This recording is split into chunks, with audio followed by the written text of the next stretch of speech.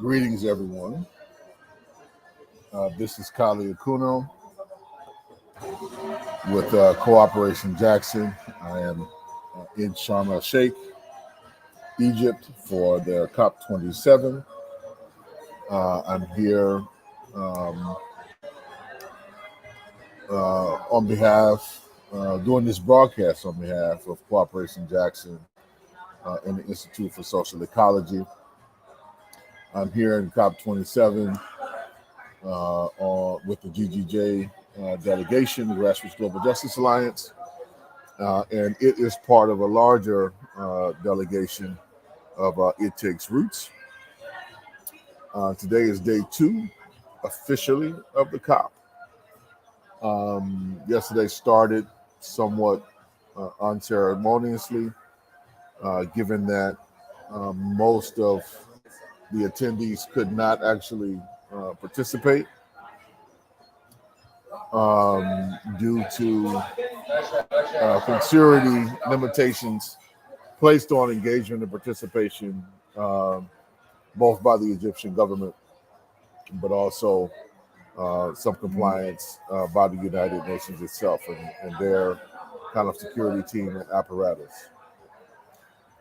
Just letting everybody know off the top, this will probably be fairly short, much shorter than I was hoping to and attend, and we'll try to work this out over the course of the next couple of days so that these report backs can be much more substantive than the one that's going on now. But there's been a number of challenges accessing internet on a stable and consistent basis here in Egypt, either at the hotel I'm situated in, but also in the UN space.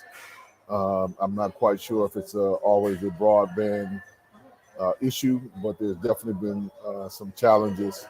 So I'm now here in a restaurant that is very loud as it's doing their entertainment for their hosting.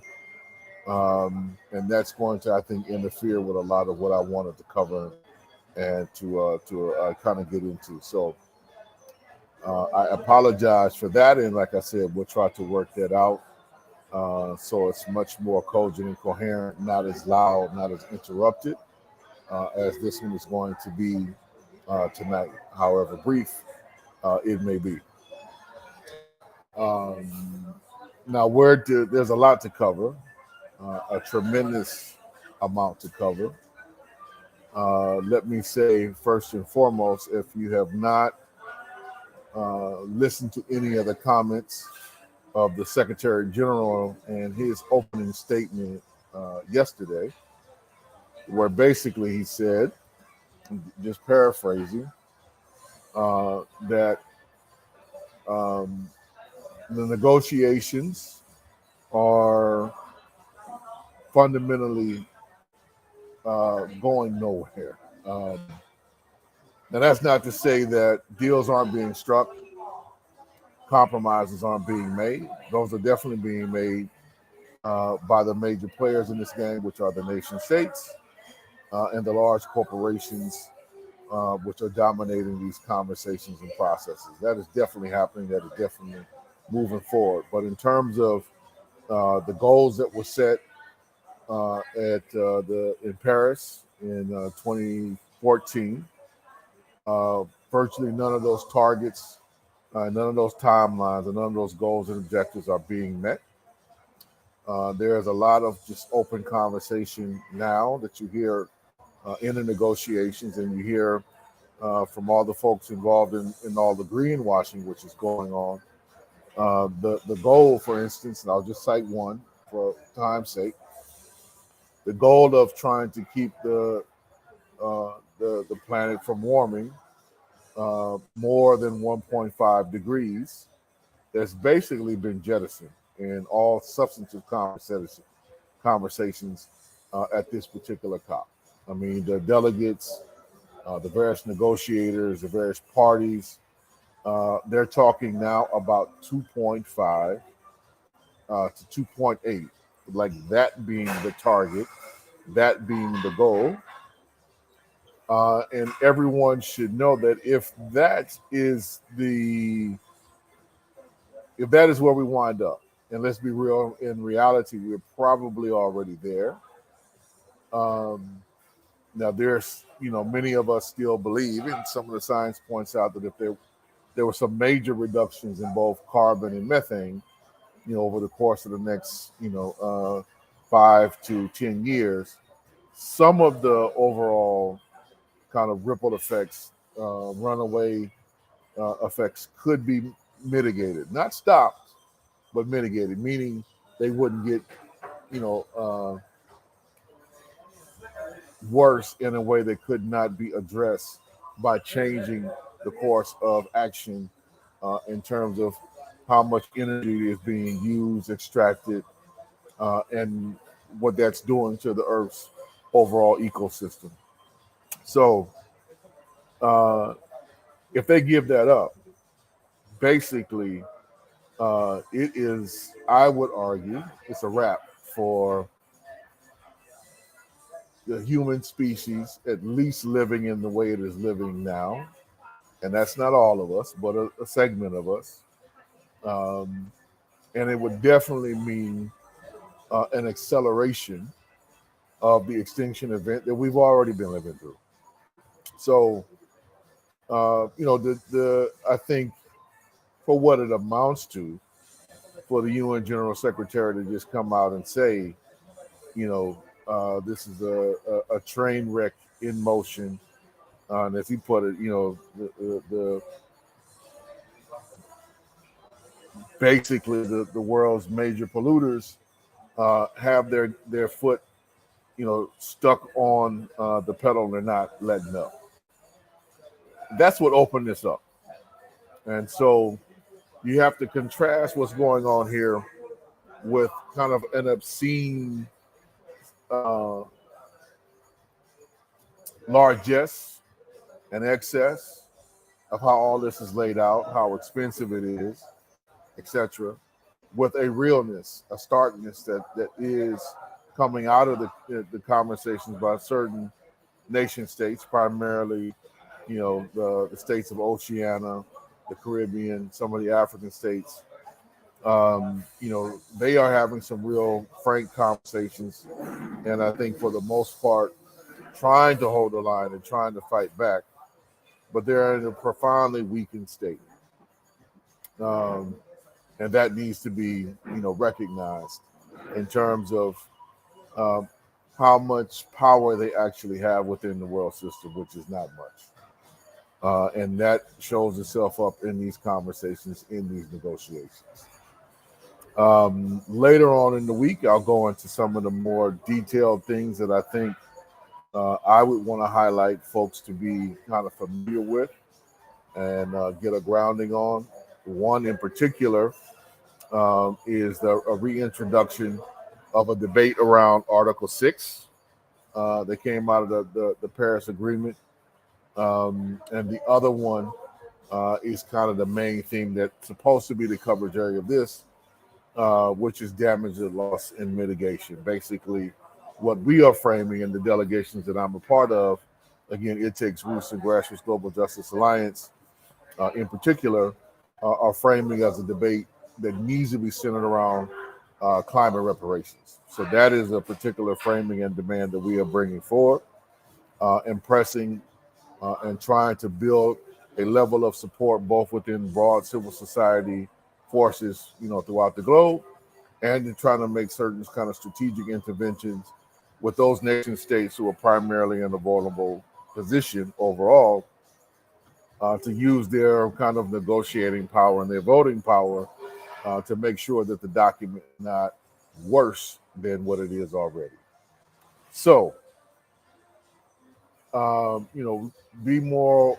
I'll have some speakers come on. I think in the course of the next couple of days, folks who are really both on the inside and outside, working on some of these particular pieces in these narrative fights, in these documentation fights.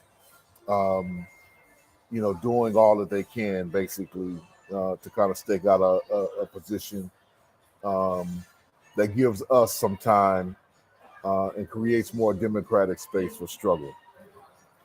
Now, this is the one piece I really want to highlight to us, to the people who would be interested in engaging in this. I'll speak for myself, not for any organization or coalition or anything like that on this particular point, and want to make that clear. Um, these negotiations fundamentally are going nowhere. They have been captured. Um, and that means any substantive change, any real change, is going to have to come from us, right? Not from the nation states, not from the corporations.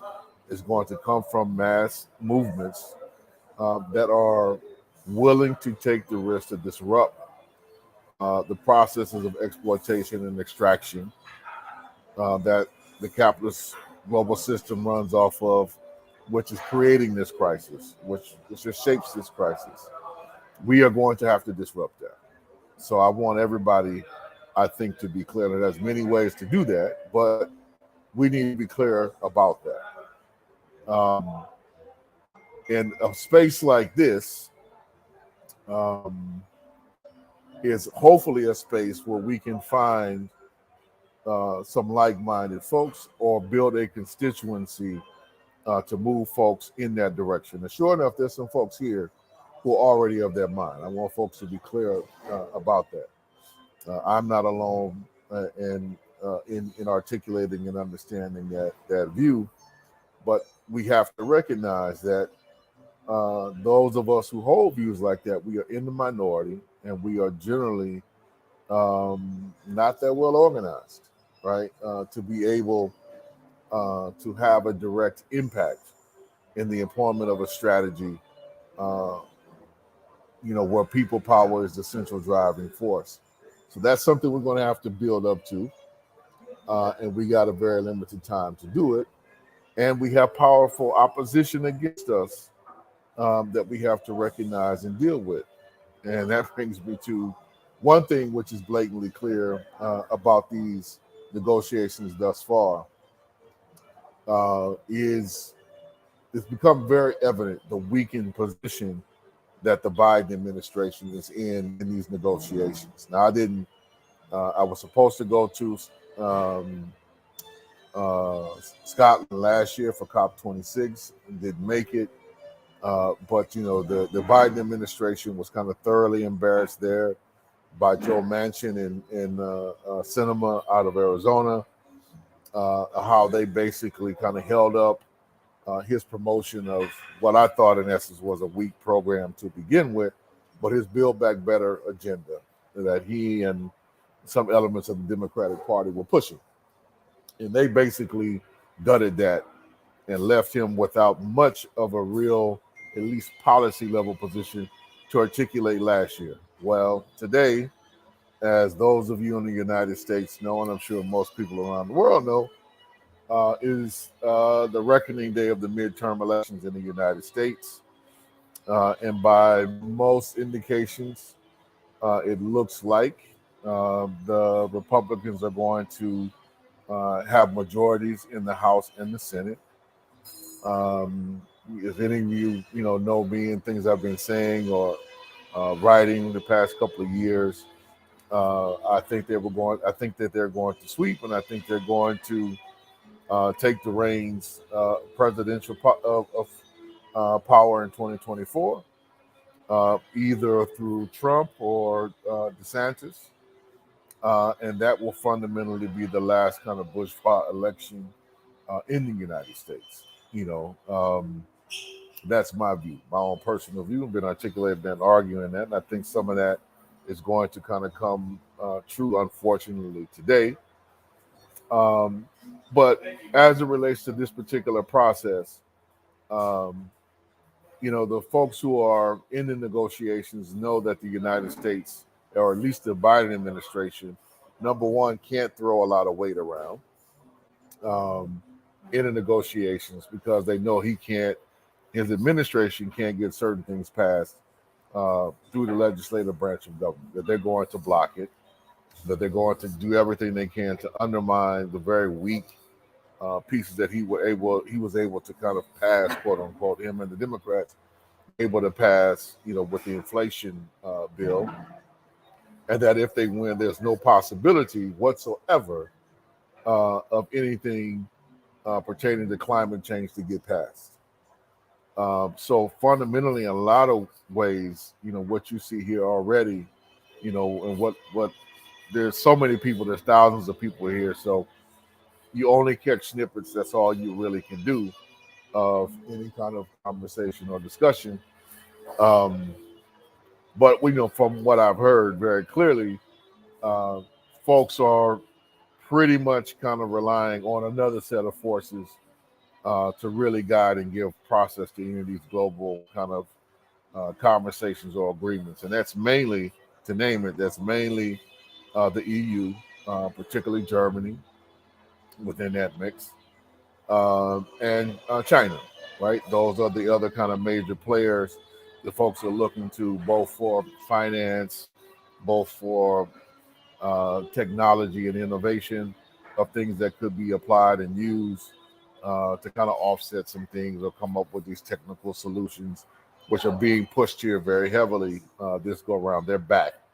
All the geoengineering concepts and principles and ideas, they're back, and including one of the things I'll bring on somebody to talk about within an Article 6 point I was talking about is there was a piece that got a proposal that was introduced today through a secret committee that introduced in the negotiations, basically bringing back, legitimizing geoengineering and reasserting that back into the framing document to give all of these corporations, all the legal cover and the maneuverability that they would need to do crazy geoengineering, trying to do carbon sequestration.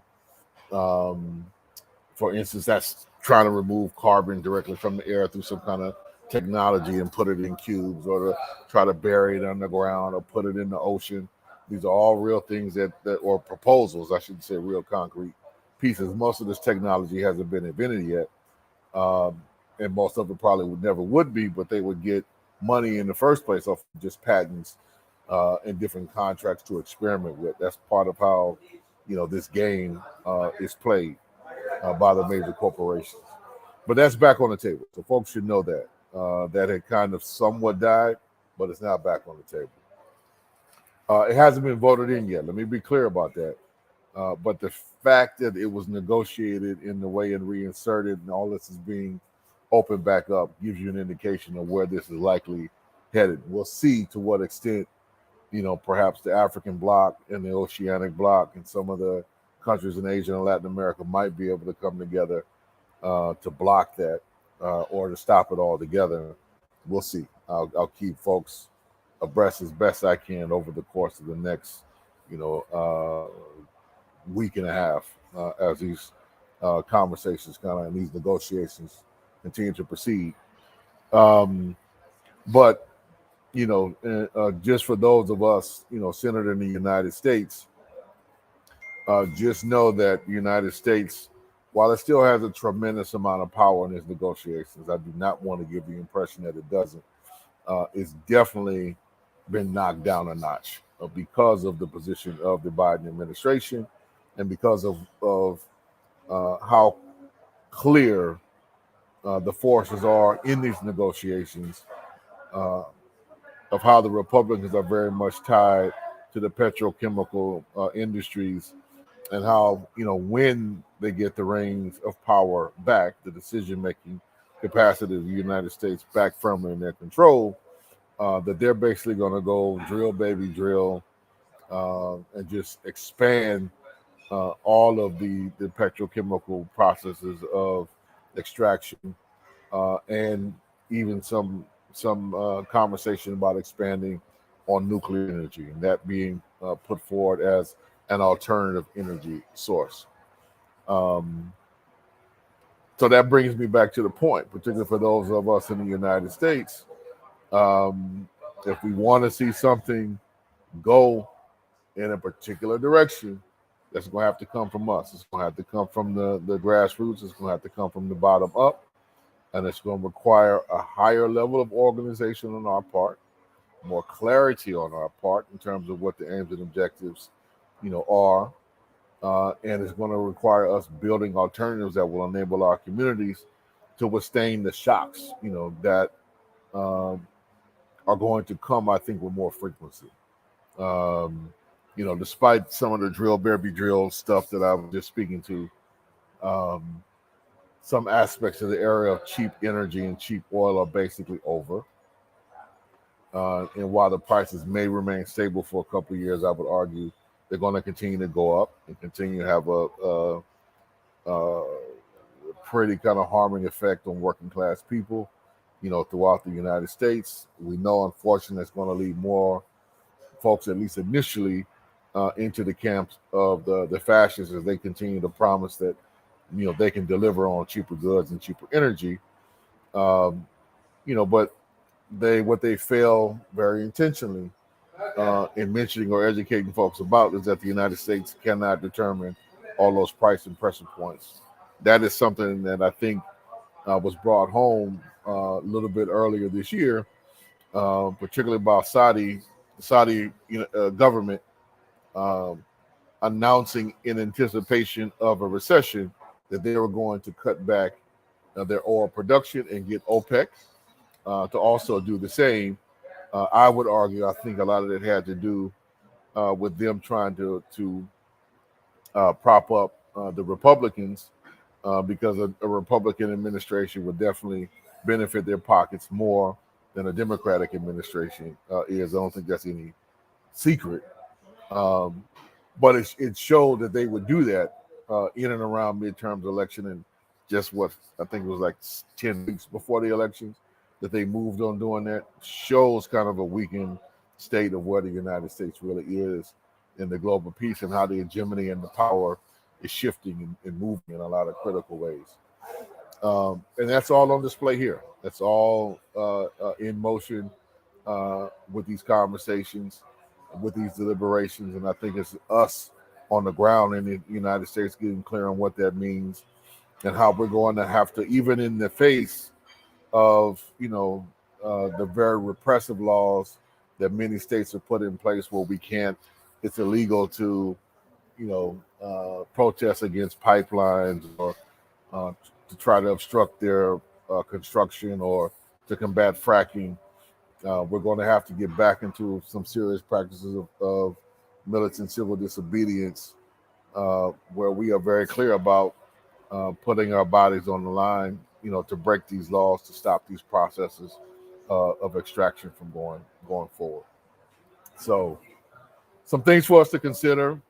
Um, as these things go on, as this crisis becomes, much more acute in the days and months, and years ahead, that I think we're going to have to take very, very serious in terms of what those of us in the United States in particular can do and must do um, to shape how, on a global level, really, some of this plays out, given the centrality of the United States' role as the number one consumer, producer, polluter.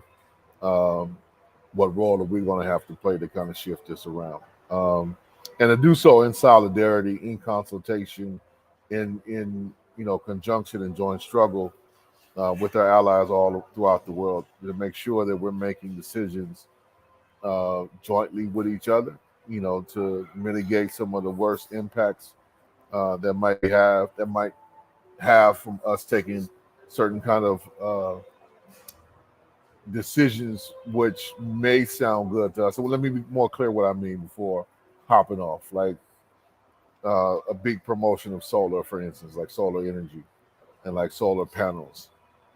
We have to remember that a lot of that is only possible because of the massive, mining and extraction processes that take place primarily in Africa and Latin America, but also, like Australia and other places, to get the rare earths and to get the materials that these, solar panels and things like that are done. Well, particularly in Africa and Asia, if we're going to try to pivot away from those, and I think in some respects, they can be used transition in the long term. I think we're going to have to find some other methods. We can talk about that later. We'll go through that the next couple of days.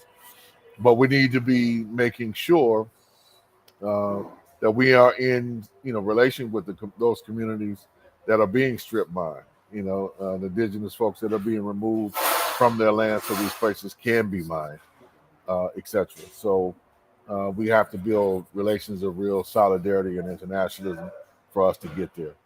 So, all right, folks, I'm going to, as I think you see in here, given the challenges that I mentioned earlier for those who joined late, there's definitely been some challenges finding kind of some stable internet connection here in Sharm El-Sheik.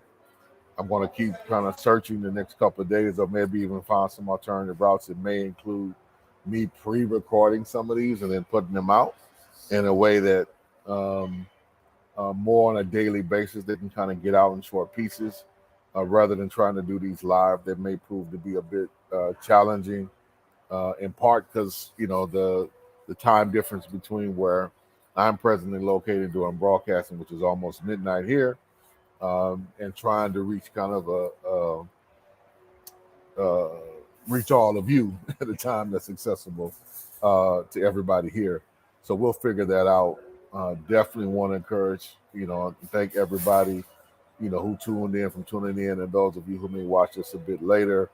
Know that I will be back tomorrow, not just Thursday, to give everybody an update on what's happening, what's going on, how things are moving. Definitely have some guests, drawn from both our delegation, but also folks internationally to come on in and give you all real deal breakdowns of what they're doing, what they're struggling for, what kind of alternative programs that they're building, so we can learn and benefit and take from it to advance the struggle. So I will stop there, so I can let be in solidarity with these workers here and let them go home, and we'll figure out how to do this in more detail, without less noise and interruption, starting tomorrow. Thank you all.